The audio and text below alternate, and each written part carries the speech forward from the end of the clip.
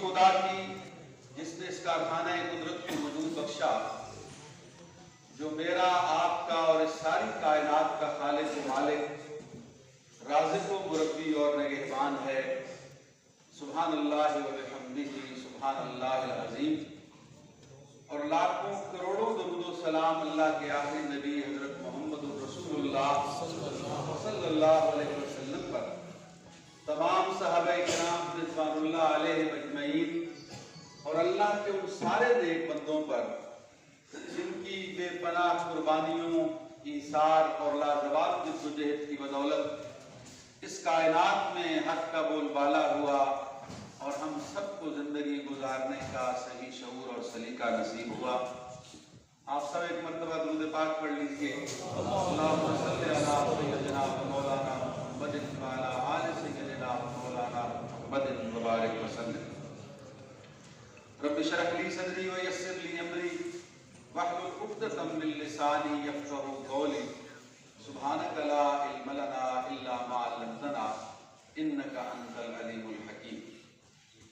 نہایت ہی واجب الاحترام جناب شیخ عبد الرحمان صاحب، قائم مقام امیر جماعت اسلامی آزاد کشمیر، نہایت ہی محترم جناب حافظ سیف الرحمان صاحب، میرے محترم بھائی جناب تنویر انور خان صاحب، میرے بہت ہی محترم بزرگوں، نوجوان دوستوں اور بھائیوں،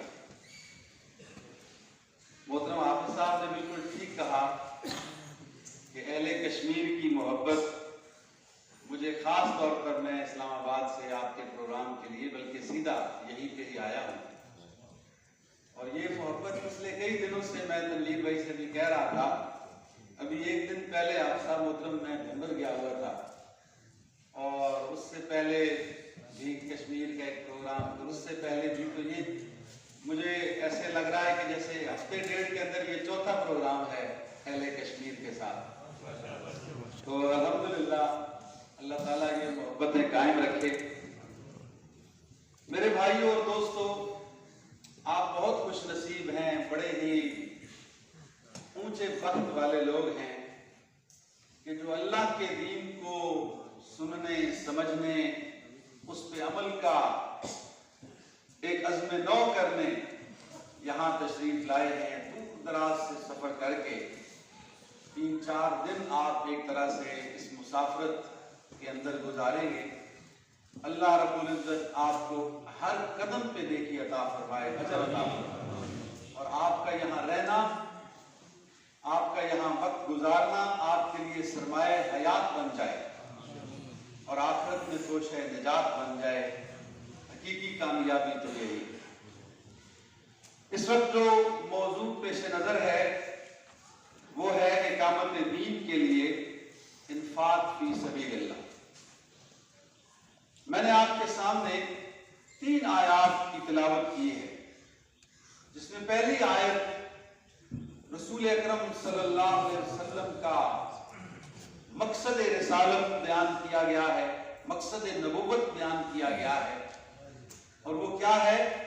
لِيُظْهِرَهُ عَلَى الدِّينِ كُلِّهِ، کہ حضور صلی اللہ علیہ وسلم کو رسول بنا کے اس لیے بھیجا گیا، هُوَ الَّذِي أَرْسَلَ رَسُولَهُ بِالْهُدَىٰ وَدِينِ الْحَقِّ، ہدایت اور دین حق کے ساتھ بھیجا گیا تاکہ وہ تمام دنیا کے تمام ادیان باطل کے اوپر اس دین حق کو غالب فرما دے، اور اس روئے زمین پر اسی کا غلغلہ ہو، اسی کا جھنڈا بلند ہو، اسی کا کلمہ بلند ہو۔ میرے بھائیوں، یہی اقامت دین ہے، اور جماعت اسلامی اقامت دین کی ایک تحریک ہے۔ یہ ہمارا دستور بھی کہتا ہے، ہماری روایات بھی کہتی ہے۔ ہمارا کامل ایمان اور یقین ہے کہ جماعت اسلامی اسی اقامت دین کی تحریک ہے، اسی دین کی اقامت کی تحریک ہے کہ جو دین 1400 سال پہلے میرے اور آپ کے کریم آقا ہم تک لے کر آئے تھے۔ اسی جد و جہد کے تسلسل کا نام ہے جماعت اسلام۔ میرے بھائیوں اور میرے دوستوں، اب اس دین کی اقامت حضور صلی اللہ علیہ وسلم نے اس کو قائم کیا، ظاہر ہے اقامت کا مطلب یہی ہے کہ نہ صرف اس کو ایک ریاستی دین بنایا جائے، ریاستی اداروں کے اندر اس دین کا غلبہ ہو، بلکہ ہماری انفرادی اور اجتماعی زندگی کے تمام دائروں میں جو غالب تہذیب ہو، جو غالب تنظیم ہو، جو غالب حکم ہو، وہ اسی دین کا، یہ دین کی اقامت۔ اس کے لیے جماعت جدوجہد کر رہی ہے 1941 سے لے کر آج تک، اور اس دین کی اقامت کے لیے راستہ کون سا ہے، طریقہ کار کون سا ہے؟ ظاہر ہے ہر دور کے اپنے تقاضے ہیں۔ حضور صلی اللہ علیہ وسلم تشریف لائے تو ان کے سامنے جو چیلنجز تھے مکی زندگی کے اور مدنی زندگی، وہ ظاہر ہے کہ تفصیل طلب ہے، وہ کچھ اور طرح کے چیلنجز تھے، اور آج اس ملک پاکستان کے اندر جو تحریک اسلامی ہے، اس کو جو چیلنجز درپیش ہیں وہ اپنی نوعیت کے اعتبار سے مختلف تو ہو سکتے ہیں، لیکن بہرحال یہ تو اللہ کا حکم ہے، اللہ کا وعدہ ہے اور قرآن کا اعلان ہے کہ جب بھی اس کلمے کو ماننے والے نکلیں گے میدان کے اندر اور اس دین کو غالب کرنے والے لوگ نکلیں گے تو آزمائش اور امتحان سے گزرنا پڑے گا۔ یہ ممکن نہیں ہے کہ کسی پھولوں کی سیج پہ چل کے کسی پلیٹ پہ رکھ کر آپ کو سارا کچھ دے دیا جائے، اس کے لیے آزمائش کی گھٹیوں سے گزرنا پڑتا ہے۔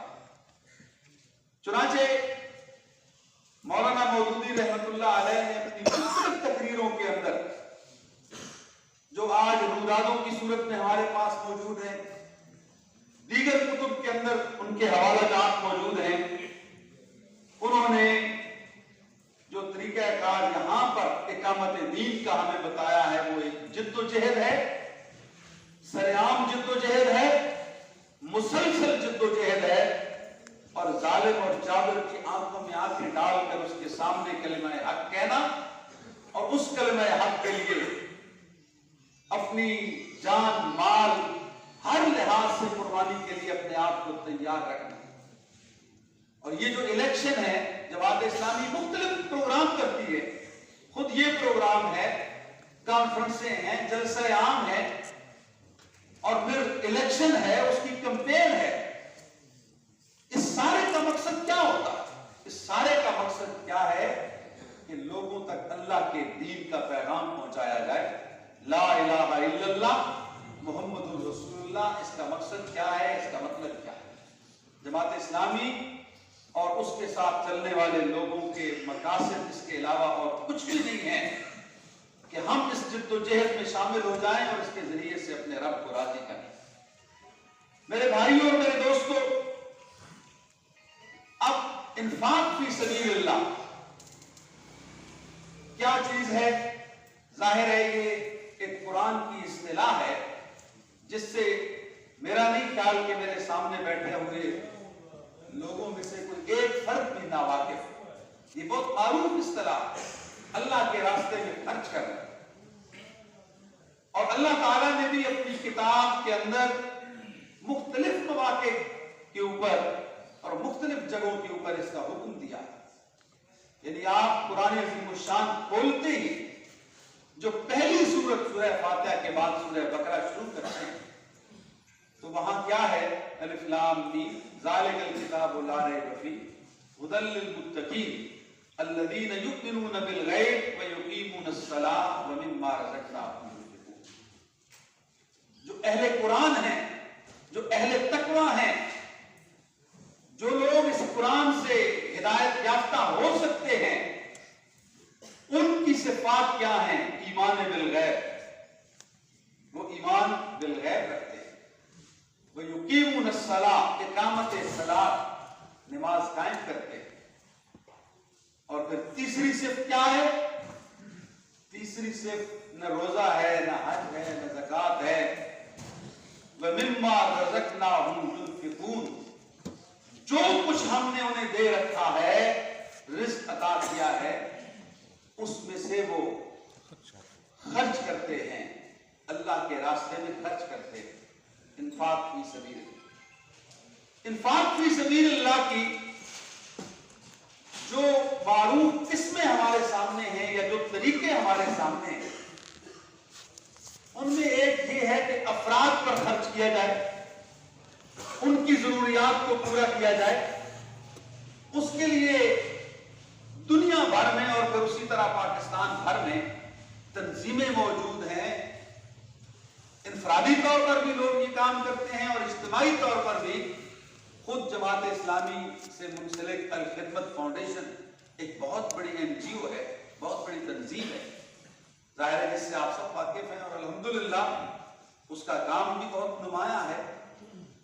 وہ افراد کی ضروریات کو پورا کرتے، کہیں ویل چیئرز دی جا رہی ہیں، کہیں ان کو سیلاب سے نکالا جا رہا ہے، کہیں ان کو زلزلے کی آفت سے محفوظ کرنے کا کوئی سامان پیدا کیا جا رہا ہے، کہیں کسی کی بیماری میں مدد کی جا رہی ہے، کہیں کسی کو تعلیم دلائی جا رہی ہے، وغیرہ وغیرہ بہت سارے ایریاز ہیں جن کے اندر خدمت بھی کام کر رہی ہے، باقی لوگ بھی کام کرتے ہیں۔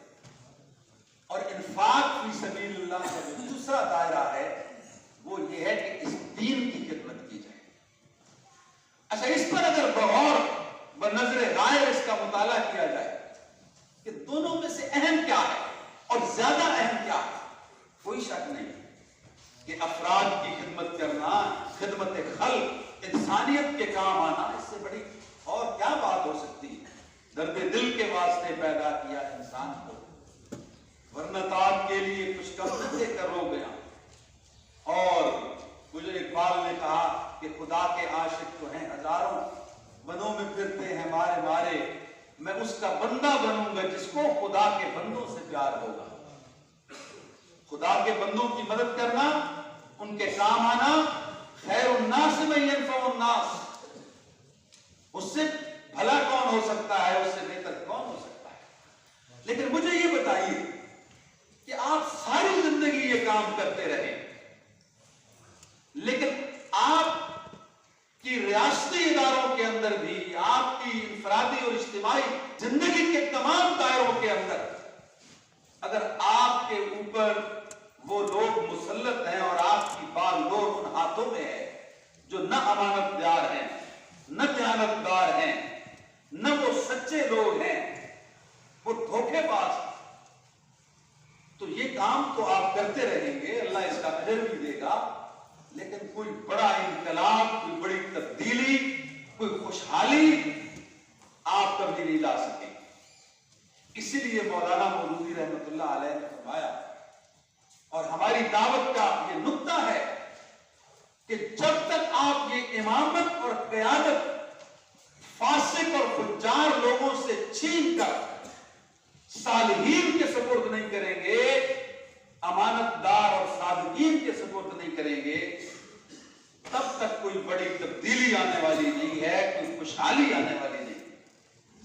اور جب آپ صالحین کو اقتدار کی بات دور سونپ دیں گے، نیک لوگوں کو، امانت کا خیال رکھنے والوں کو، صادق اور امین لوگوں کو، تو پھر یہ جو آپ خدمت کر رہے ہیں شاید اس کی ضرورت ہی بہت کم رہ جائے یا بالکل ہی نہ رہ جائے۔ اس لیے کہ تعلیم مہیا کرنا، صحت مہیا کرنا، آفات، اور ٹھیک ہے جو لوگ انفرادی طور پر کچھ تنظیمیں آپ کی ہیلپ کریں تو کریں، لیکن بنیادی طور پر تو یہ ریاستی ذمہ داریاں، حکومتوں کی ذمہ داریاں ہیں۔ یہی وجہ ہے میرے بھائیوں اور میرے دوستوں کہ آپ نے دیکھا ہوگا پچھلے دنوں ایک کلپ اس کے اوپر انٹرنیٹ پہ بہت وائرل ہوا کہ صوبہ سندھ میں جب سیلاب آیا تو لوگوں نے امداد بھیجی، یہاں اندرون ملک بھی، بیرون ملک سے NGOs نے، بڑی بڑی تنظیموں نے۔ ایک خاتون اس کلپ کے اندر بتاتی ہیں کہ میں نے آن لائن کمبل منگوائے، 2 کمبل، جب وہ کمبل مجھے پہنچے، میں پیمنٹ کر چکی ہوں، تو میں نے کیا دیکھا کہ ایک کمبل ایک کونے سے پھٹا ہوا تھا تھوڑا سا، لیکن دوسرے کمبل سے وہ چٹ اتارنا بھول گئے، उस चिट के ऊपर क्या लिखा हुआ था? उस चिट के ऊपर यह लिखा हुआ था कि मदद बराए सैलाब जदगान सूबा सिंध पाकिस्तान, इमदाद बराए, जो इमदाद आई है सैलाब वालों के लिए वो यहां मार्केटों में बिक रहे हैं और हमारे ऊपर जो लोग मुसल्लत हैं। मैंने अर्ज किया ना कि जब तक ये इमामत का इनकलाब नहीं आएगा, क़यामत का इनकलाब नहीं आएगा, हम कोई बड़ी तब्दीली नहीं ला सकते। अगरचे अल्हम्दुलिल्लाह इसका अजर और सवाब, उससे कोई इनकार नहीं। इसलिए मेरे दोस्तों और मेरे भाइयों, ये जो मौजू रखा गया है कि इकामत दीन के लिए इन्फाक फी सबीलिल्लाह, यहां हम आके बाज़ औक़ात हमारी सुइयां फंस जाती कि नहीं जनाब, तालीम के लिए पैसे खर्च करने की तो समझ आती है, यतीमों को देने की तो समझ आती है, बेवाओं को देने की तो समझ आती है, और सैलाब और ज़ल्ज़ले के लिए देने की तो समझ आती है। ये इकामत दीन क्या है? ये फी सबीलिल्लाह फंड क्या है? ये जमात इस्लामी क्यों मांगती है? मेरे भाई, ये इसीलिए मांगती है, ये जो जितनी तमहीद मैंने बांधी, इसके बगैर गुजारा नहीं है कि आप इस सरजमीन के ऊपर, जिसे आप कहते हैं ना इस्लामी पाकिस्तान, खुशहाल पाकिस्तान, खुशहाल पाकिस्तान कभी नहीं बन सकता कि जब तक ये इस्लामी पाकिस्तान नहीं बनेगा। और इस्लामी पाकिस्तान कब बनेगा? जब आपका इमाम तब्दील होगा, जब आपकी क़यामत तब्दील होगी। और क़यामत कैसे तब्दील होगी? इलेक्शन के जरिए होगी, जद्दोजहद के जरिए होगी, मुसलसल तेज हो जद्दोजहद तेज हो। कराची से ठंडी हवाएं नहीं मिली आपको, अल्हम्दुलिल्लाह जद्दोजहद हुई है, तेज हुई है, उसके नताइज मिले। और इंशाअल्लाह अल अज़ीज़ ये तसलसल अब जारी रहेगा। लेकिन मेरे भाइयों और मेरे दोस्तों, उसके लिए इन्फाक ये बुनियादी चीज है। ये आप हजरत सल्लल्लाहु अलैहि वसल्लम के जमाने में चले जाए, क्यों कुरान अज़ीम शान जहां बजा फरमा रहा है, या अय्युहल्लज़ीना आमनू अनफिकू मिन तय्यिबाति मा कसब्तुम, लोगों खर्च करो अल्लाह के रास्ते में वो जो तय्यिबात हैं, जो बेहतरीन माल है तुम्हारा, उसे। अच्छा, अब इस पे जरा मैं एक दो बातें कर दूं। ये इन्फाक फी सबीलिल्लाह, ये बिल्कुल उसी तरह की एक इबादत है जैसे नमाज है, रोजा है, हज है और ज़कात। ये इबादत है। देखिए, इबादत जितनी भी हैं, इनकी दो किस्में आप जानते होंगे। एक किस्म फर्ज है और एक है नफल। अब नमाज में भी फराइज है और नवाफिल। जितने भी फराइज हैं इबादत में, उनकी मिकदार भी मुतय्यन है, उनका वक्त भी मुतय्यन है। न उस वक्त से हट के आपको अदा कर सकते हैं, न उस मिकदार से कम ज्यादा आप अदा कर सकते फराइज। लेकिन नवाफिल, इनका न वक्त का तय्युन है, न मिकदार का तय्युन है। आप जब चाहे और जितना चाहे अदा कर लें। मसलन नमाज में आप देख लीजिए, अभी आप जुमे की नमाज पढ़ेंगे, उसमें कितने फराइज हैं? दो है ना। तो आप कहें कि चलो यार, अल्लाह के रास्ते में निकले हुए हैं, तो आज दो की बजाय 4 फर्ज पढ़ लेते हैं। चलो टाइम भी है, इधर ही है ना, मस्जिद भी है, कहां जाना, नहीं पढ़ सकते। या आप ये कहें कि चलो आज जुम्मा जरा फारिग होके इशा के बाद पढ़ लेंगे, पहले ये काम दो, नहीं कर सकते। वक्त मुकर्रर है, मिकदार भी मुकर्रर, तमाम नमाजों में फराइज। लेकिन नवाफिल जी चाहे तो अभी वक्फा हो जाके 2 नफल पढ़ ले, जुमे से पहले पढ़े, जुमे के बाद पढ़े, जब जी चाहे पढ़ते रहे और जितने जी चाहे पढ़े। यही हाल रोजे का है। रमजान के रोजे क्या हैं? फर्ज रोजे हैं। वो रमजान में ही रखे जाएंगे, वो शवाल में नहीं हो सकते, ज़िकात और ज़िलहज में नहीं हो सकते। और वो चांद की तारीख के मुताबिक 29 या 30 ही होंगे। वो 10 या 15 करके आप नहीं रख सकते। मिकदार भी मुतय्यन है, वक्त। लेकिन नफली रोजे, चाहे तो आज भी कई लोगों का रोजा हो, कल रख ले, परसों रख ले, जब जी चाहे रख ले। इसी तरह से हज है, हज भी ज़िलहज भी होगा, या मुहर्रम में भी हो सकता है, नहीं हो सकता। لیکن عمرہ ہے وہ جب جی چاہے کریں۔ میرے بھائیوں یہ جو انفاق ہے یہ بھی زکات کی ایک نفل قسم ہے۔ یہاں فرض زکات ہے جو 2.5% ہے، آپ نے اپنے مال کی زکات دینی، لیکن انفاق فی سبیل اللہ 2.5% نہیں ہے، یہ 250% بھی ہو سکتا ہے۔ یہ جتنا جی چاہے آپ دیں اور جب جی چاہے آپ دیں۔ لیکن میرے دوستوں اور میرے ساتھیوں، اب دینا کیا ہے اور کس طرح سے دینا ہے، یہ اللہ تعالیٰ نے اپنے قرآن کے اندر جا بجا اس کا طریقہ کار بھی بتا دیا کہ لوگوں، پہلی بات تو یہ سن لو کہ یہ میں تم سے مطالبہ کیوں کر رہا ہوں۔ حالانکہ وَلِلَّهِ مِيرَاثُ السَّمَاوَاتِ وَالْأَرْضِ، اللہ تو وہ بادشاہ ہے جو زمین و آسمان کے خزانے اس کے ہیں، مالک وہ ہے۔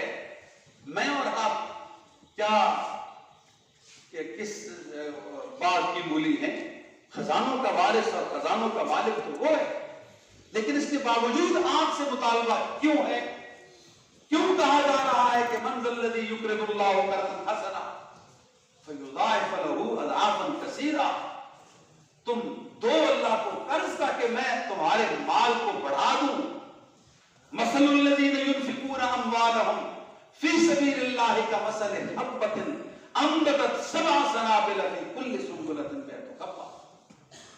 تم اگر اللہ کے راستے میں دو گے تو تمہاری مثال ایسے ہوگی جیسے تم نے ایک بیج بویا، اس پہ میں نے ایک پودا اگایا، اس کی 7 بالیں نکالی، ہر بالی کے اندر 100 دانے ڈال دیے، گویا ایک بیج ڈالا تھا، 700 واپس مل گئے۔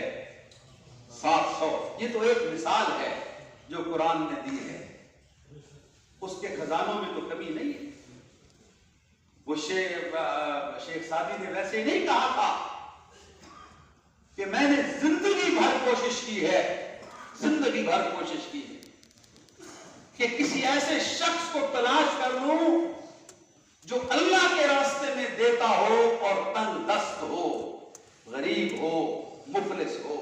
خدا کی قسم مجھے ساری زندگی ایسا کوئی شخص نہیں ملا جو اللہ کے راستے میں خرچ کرنے والا ہو اور غریب ہو ہی نہیں سکتا، ہو ہی نہیں سکتا۔ اور اسی طرح انہوں نے کہا کہ دوسرا وہ شخص میں ڈھونڈتا رہا ساری زندگی، مجھے نہیں ملا، کہ جس نے اپنی زندگی میں اللہ کے بندوں پر ظلم کیے ہو اور اس کا انجام عبرتناک نہ ہوا، عبرتناک انجام۔ میرے بھائیوں، اللہ رب العزت جو انفاق کا مطالبہ کرتے ہیں وہ بھی میرے اور آپ کی بہتری کے لیے کرتے ہیں۔ لوگوں، تمہارے مال کی بڑھوتری، نشو و نما، تمہارے رزق میں اضافے کے لیے ضروری ہے۔ اللہ کے دین کو تو فائدہ ہوگا جو تم دو گے، اللہ کے بندوں کو تو فائدہ ہوگا جو تم دو گے، لیکن اس سے زیادہ فائدہ تمہاری ذات کو ہوگا۔ اس لیے انفقوا من طیبات، بہترین مال خرچ کرو اللہ کے راستے میں۔ ڈھونڈنا نہ شروع کر دیا کرو کہ اچھا ضرورت سے زائد کیا ہے، ضرورت سے زائد بچا ہوا، بچا کچا کیا ہے؟ سیلاب آ گیا، زلزلہ آ گیا، جماعت نے کوئی مہم چلا دی، تو یہ نہ سوچا کرو کہ میرا کیا بنے گا، میرے بچوں کا کیا بنے گا۔ نہیں، ایسی چیزیں اللہ کو پسند نہیں۔ اللہ تو ایکسیلنس چاہتا ہے، بہترین مال۔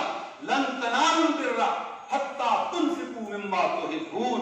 لوگوں، تم نیکی کو پہنچ ہی نہیں سکتے، نیکی کی پہچان ہی نہیں کر سکتے، ساری زندگی نمازیں پڑھتے رہو، حج کرتے رہو، عمرے کرتے رہو، جب تک اپنی متاع عزیز اللہ کے راستے میں قربان نہیں کرو گے تمہیں نیکی کا تعارف ہی نہیں ہو سکتا، نیکی کو پہنچ ہی نہیں سکتے کہ نیکی کہتے کس کو ہیں۔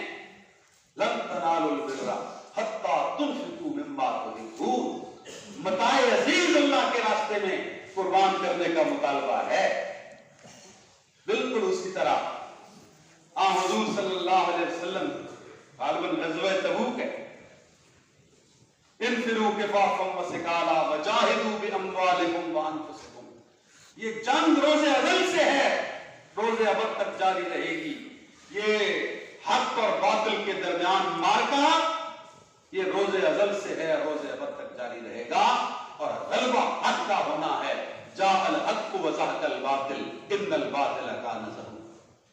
فیصلہ میں نے اور آپ نے کرنا ہے کہ ہم نے حق کے ساتھ چلنا ہے یا باطل کے ساتھ، ورنہ نتیجہ تو اناؤنس ہو چکا ہے۔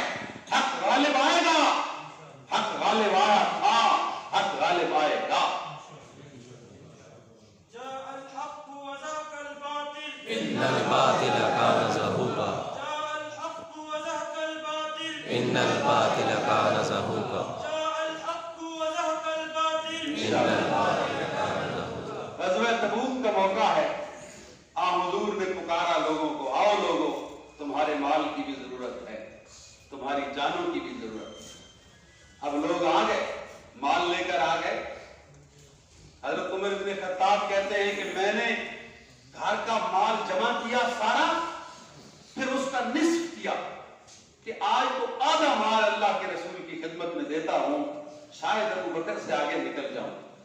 تھوڑی دیر میں ابو بکر تشریف لے آئے۔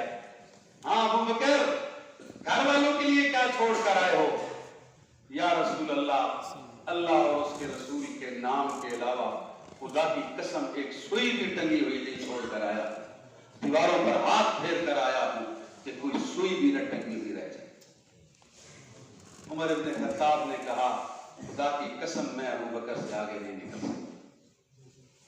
میرے بھائیوں، حضرت عثمان ابن عفان، یہ لوگ تو اللہ نے دے رکھا تھا نا، 100 اونٹ دیے مال و متاع کے ساتھ، پھر 100 اونٹ دیے، کچھ روایات کے مطابق 300، کچھ میں 900 اونٹ مال سے بھرے ہوئے جب دے چکے تو نبی اکرم صلی اللہ علیہ وسلم نے اعلان فرما دیا، لوگوں گواہ بن جاؤ، آج کے بعد اگر عثمان کوئی نیکی بھی نہ کرے تو اس کو جنت میں جانے سے دنیا کی کوئی طاقت نہیں روک سکتی۔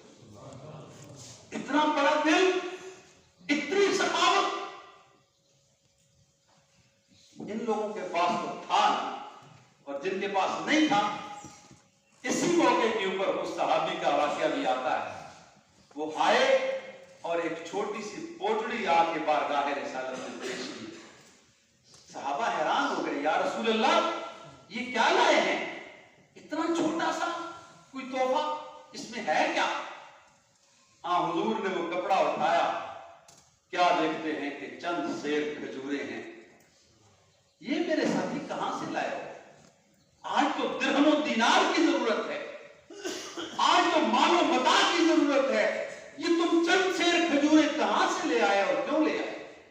عرض کی یا رسول اللہ میرے گھر میں فاقے تھے،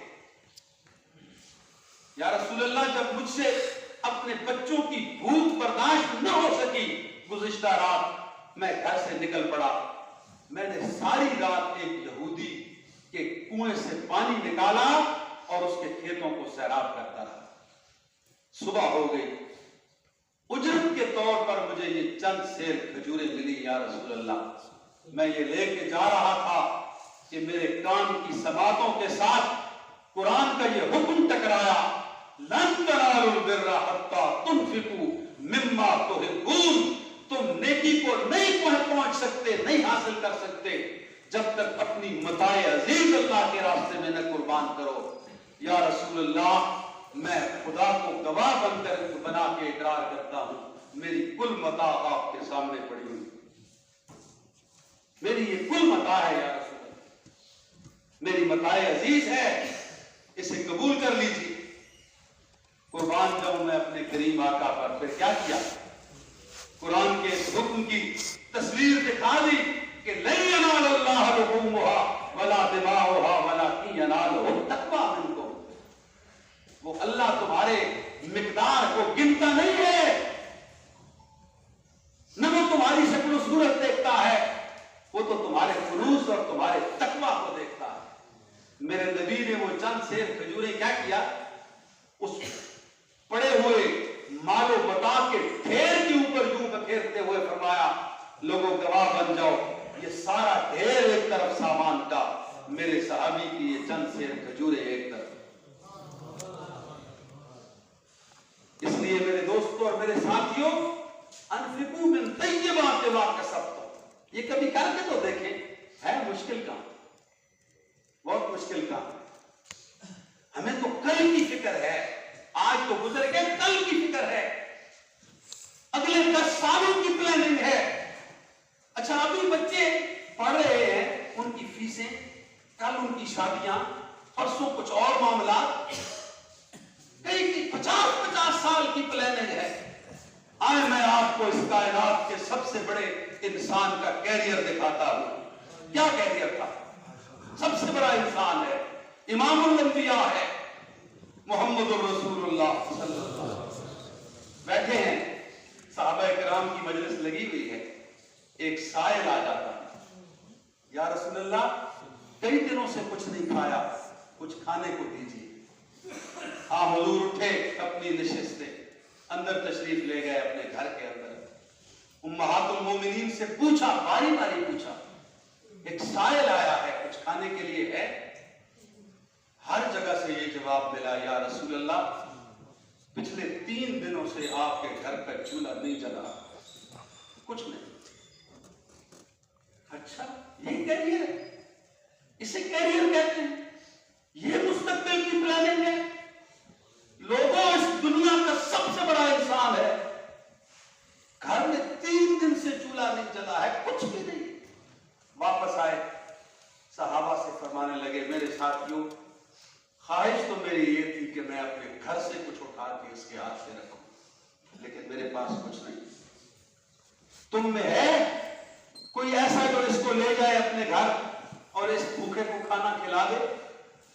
ایک صحابی نے ہاتھ کھڑا کیا, میں جاؤں گا یا رسول اللہ. یہ کون تھے؟ حضرت ابو طلحہ انصاری رضی اللہ تعالی. ان کے بارے میں آتا ہے کہ یہ مدینے کے امیر ترین صحابی ہوا کرتے تھے, لیکن جب دین قبول کیا, اسلام قبول کیا, ایک ایک چیز کر کے وقف کر دی اللہ کے راستے. یہاں تک کہ ان کا ایک باغ تھا, کنواں تھا, سے اس کا نام تھا, بئر اس کو کہتے تھے. بہت ہی قیمتی زمین اور خوبصورت باغ. حضور بھی وہاں جا کے پانی پیا کرتے تھے, مسجد نبوی کے بالکل سامنے. جب یہ آیت نازل ہوئی, لن تنالوا البر, سیدھے گئے بارگاہ رسالت میں, یا رسول اللہ میں اپنے اس کنویں سمیت اپنے اس باغ کو اللہ کے راستے میں وقف کرتا ہوں. یہ وہ موقع تھا جب حضور نے فرمایا, واہ واہ واہ واہ ابو طلحہ, کیا نفع بخش تجارت کی ہے تو نے, کیا نفع بخش تجارت. ابو طلحہ انصاری لے گئے اس سائل کو گھر لے, جا کے اپنی بیوی سے کہا یہ اللہ اور اس کے رسول کا مہمان ہے اور اس نے کھانا کھانا ہے. بیوی نے جواب دیا, ابو طلحہ آپ کھانے کی باتیں کرتے ہیں, وہ دن گزر گئے جب تم امیر صحابی ہوا کرتے تھے, امیر آدمی ہوا کرتے تھے. اب تمہارے پاس کیا بچا ہے؟ آج تو تھوڑا سا کھانا پڑا ہوا ہے گھر میں, میں نے اور آپ نے تو رات بھوکے گزارنی ہے, یہ کھانا میں نے بچوں کے لیے سنبھال کے رکھا ہوا. ابو طلحہ کہنے لگے کہ خدا تم پہ رحم فرمائے, بچوں کو آج بھوکا سلا دو, یہ کھانا میرے اور اس کے درمیان رکھ دو, اور چراغ کو گل کر دو, ٹھیک کرنے کے بہانے بتی بجھا دو. اندھیرا ہو جائے گا, میں ہاتھ کے اشارے کروں گا, یہ سمجھے گا میں بھی کھانا کھا رہا ہوں, لیکن یہ پیٹ بھر کے کھانا کھا لے. کیا کمال خواتین تھی, اس خاتون نے ایسا ہی کیا, بتی بجھا دی, کھانا رکھ دیا گیا. اب یہ ساری فلم اور ویڈیو بن رہی ہے کہاں پہ؟ عرش بری پر یہ ویڈیو بن رہی. اس نے کھانا کھا لیا, صبح ہوئی, ابو طلحہ بارگاہ رسالت میں پہنچے. دور سے نبی اکرم صلی اللہ علیہ وسلم نے دیکھا کہ ابو طلحہ آ رہا ہے. آپ کھڑے ہو, آپ نے استقبال کیا, خوش آمدید ابو طلحہ, تمہیں بشارت ہو, تمہیں مبارک ہو ابو طلحہ, رات جو کچھ تم نے کیا ہے عرش بری پہ میرے رب نے دیکھا ہے, اور تیری شان میں رات کو قرآن اترا ہے. وَيُبْصِرُونَ عَلَىٰ أَنفُسِهِمْ وَلَوْ كَانَ بِهِمْ خَصَاصَةٌ. یا رسول اللہ یہ آپ کے ساتھی کس مٹی کے بنے ہوئے ہیں, یہ اپنا پیٹ کاٹ کر اپنی ضرورتوں کو بالائے باز رکھتے ہوئے نہ اپنے بچوں کا خیال کرتے اللہ کے مہمانوں کو اللہ کے راستے میں جب خرچ کرنے کا معاملہ ہو تو انہیں اپنا آپ بھول جاتا ہے۔ وَيُؤْثِرُونَ عَلَىٰ أَنفُسِهِمْ وَلَوْ كَانَ بِهِمْ خَصَاصَةٌ۔ میرے بھائیوں اور میرے دوستوں، اللہ کو وہی قربانی پسند ہے، وہی مال پسند ہے جو اپنا پیٹ کاٹ کر دیا پیش کی۔ اس عورت کا واقعہ بھی آپ کو یاد ہوگا نا، کہ جس عورت نے جب جہاد کا اعلان ہوا تو اپنا ایک معصوم بچہ پیش کیا حضور کی خدمت میں، چند دنوں کا بچہ۔ حضور نے وہ بچہ دیکھا، صحابہ نے دیکھا اسی طرح، یا رسول اللہ یہ بچہ کیسے جہاد کرے گا، یہ تو چند دنوں کا بچہ ہے۔ پوچھا عورت کیوں لائی ہو اس کو؟ کہا یا رسول اللہ مجھے بھی معلوم ہے یہ جہاد نہیں کر سکتا، لیکن اے صحابیوں جب تلواریں چلنا شروع ہو جائیں، محاذ گرم ہو جائے، جب تیر اور تلواروں کا بازار گرم ہو جائے، دیکھنا جب کوئی تیر میرے نبی کا رخ کرے تو آگے میرے اس معصوم بچے کو کر دینا۔ مجھے یہ گوارا ہے کہ میرے چند دن کے اس معصوم بچے کا خون کا فوارہ نکل جائے، لیکن مجھے یہ نہیں گوارا کہ میرا نبی زخمی ہو جائے۔ یا رسول اللہ میں کیا کروں، میرے دل کا یہ ٹکڑا ہے، میرے جگر کا یہ گوشہ ہے، میری متاع عزیز ہے یا رسول اللہ، یہ میں اسے اللہ کے راستے میں دینے آئی۔ میرے بھائیوں اور میرے دوستوں، واقعات کا ایک تسلسل ہے، کیا مردوں کا کیا خواتین کا۔ 80 سال کی ایک بوڑھی خاتون ہے، 80 سال، ذرا جذبہ دیکھیے، قادسیہ کا محاذ ہے، عمر بن خطاب امیر المومنین ہے، سعد بن ابی وقاص میدان جنگ سے خط لکھ کے بھیجتے ہیں کہ امیر المومنین مجاہدین کی کمی ہو گئی ہے، ذرا کمک تو بھیجئے، کچھ اور لوگوں کو بھیجئے۔ امیر المومنین نے اعلان کر دیا مدینے میں، اب مجاہدین آ رہے ہیں، لوگوں کی صفیں لگ رہی۔ امیر المومنین نے ان صفوں کا معائنہ کرتے کرتے کیا دیکھتے ہیں کہ ان کے درمیان ایک 80 سالہ خاتون کھڑی، 80 سال کی بوڑھی عورت کھڑی۔ پوچھا ہے بڑھیا تو کدھر، کیسے جہاد کرو گی اور کیسے جنگ لڑو گی؟ عرض کیا امیر المومنین میں جہاد نہیں کر سکتی، میں جنگ نہیں لڑ سکتی، میں بوڑھی ہو گئی ہوں۔ لیکن امیر المومنین یہ 2 جوان رانا جو میرے آگے کھڑے ہیں اور یہ 2 جو میرے ساتھ پیچھے کھڑے ہیں، یہ چاروں میرے جگر کے ٹکڑے ہیں، میرے بیٹے ہیں، میں ان کو لے کے جا رہی ہوں، ان کو پیش کرنے کے لیے جا رہی ہوں، مجھے اجازت دیں کہ میں بھی ان کے ساتھ چلی جاؤں۔ اجازت مل گئی۔ سعد بن ابی وقاص کہتے ہیں کہ جب محاذ گرم ہوا، ایک ایک کر کے اس گڑیا کے چاروں جگر گوشے اللہ کے راستے میں شہید ہو گئے۔ اب وہ کہنے لگے کہ مجھے اطلاع دے دی تھی اس گڑیا کو خیمے کے اندر، دور خیمے میں وہ بیٹھی تھی، میں آگے بڑھتا تھا، ایک قدم آگے جاتا، 2 قدم میں پیچھے، میری زبان لڑکھڑا گئی، کس زبان سے اور کس طریقے سے میں اس گڑیا کو یہ اطلاع دوں گا؟ اسی اثناء میں اس خاتون نے دیکھ لیا، کہا کہ سعد آگے بڑھو، کیوں ڈرتے ہو، مجھے اطلاع دو، کیا اطلاع ہے میرے لیے؟ عرض کیا اماں جان آپ کے چاروں جگر کے ٹکڑے اللہ کو کے راستے میں شہید ہو گئے ہیں، جام شہادت نوش کر چکے ہیں، وہ ان کی لاشیں پڑی ہوئی۔ حضرت سعد کہتے ہیں کہ خدا کی قسم میں نے ابھی بات مکمل نہیں کی تھی، وہ خاتون سجدے میں گر گئی اور اس نے دعا مانگی، کیا؟ اللہم تقبل منی ھذا وارجو منک ان اکون معہم فی الجنہ۔ یا اللہ میں تیرا شکر ادا کرتی ہوں کہ تو نے میری یہ قربانی قبول کر لی ہے، اب اس بڑھیا کی ایک آخری دعا قبول کر لے کہ کل جنت میں مجھے میرے بیٹوں کے ساتھ اکٹھا کر لے۔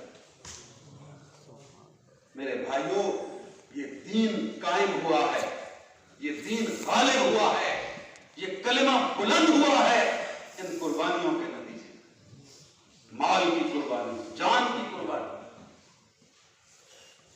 جب انسانوں کے اندر جذبہ انفاق یہ پیدا ہو جائے کہ نہ اسے اپنا آپ نظر آئے، نہ नजर आए, ना अपना कारोबार नजर आए, ना अपना कैरियर नजर आए, बल्कि नजर आए तो एक अल्लाह का दीन नजर आए, तो फिर अल्लाह का दीन गालिब आ जाया करता है, फिर गालिब आ जाया करता है। इसलिए मेरे दोस्तों और मेरे साथियों, ये आप करेंगे, इसके नतीजे में जिस तरह मैंने अर्ज किया, अल्लाह तुम्हारे साथ दो वादे करता है, दो, एक नहीं दो। इस दुनिया में तुम्हें फजल अता करेगा, तुम्हारे रिस्क को बढ़ाकर उसमें खैर और बरकत डाल के, और आखिरत में तुम्हारे लिए तोशे निजात बन जाएगा, तुम्हें मग़फ़िरत अता कर देगा, मग़फ़िरतम मिन्हु व फ़ज़ल।